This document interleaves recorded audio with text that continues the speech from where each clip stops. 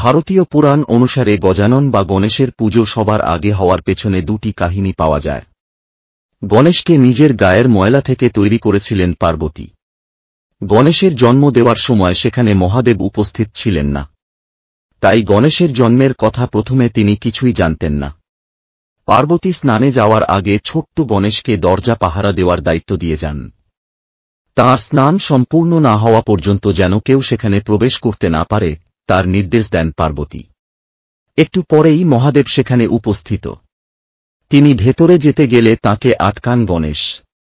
ছোট একটা ছেলেকে তার পথরোধ করতে দেখে প্রথম মিষ্টি কথায় তাকে বোঝানোর চেষ্টা করেন শিব, কিন্তু মাতৃআজ্ঞা পালনে অনুট গণেশকে টলানো না গেলে প্রচণ্ড রেগে গিয়ে তিনি গণেশের মাথা কেটে দেন। সেই সময় পার্বতী বাইরে এসে এই ঘটনা দেখে মারাত্মক ক্রুদ্ধ হন। গণেশের প্রাণ ফিরিয়ে না দিলে তিনি গোটা বিশ্ব ব্রহ্মাণ্ড ধ্বংস করে দেবেন বলে জানান।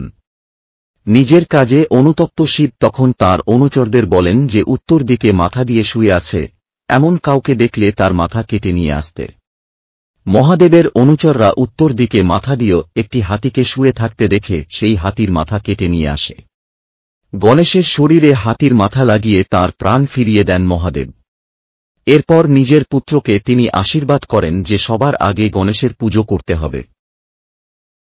একবার গণেশ ও কার্তিকের মধ্যে কে আগে গোটা পৃথিবী প্রদক্ষিণ করে আসতে পারবে তার প্রতিযোগিতা হয়।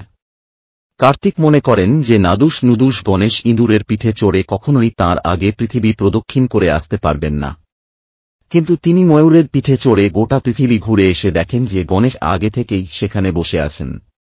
কি করে এটা সম্ভব হল তা জানতে চাইলে গণপতি বলেন যে তাঁর বাবা মাই হল গোটা বিশ্ব ব্রহ্মাণ্ড, তাই তাঁদের প্রদক্ষিণ করেই তিনি গোটা বিশ্ব ঘুরে ফেলেছেন। গণেশের এই বুদ্ধি দেখে তাঁকে অগ্রপূজ্য হওয়ার আশীর্বাদ দেন শিব পার্বতী।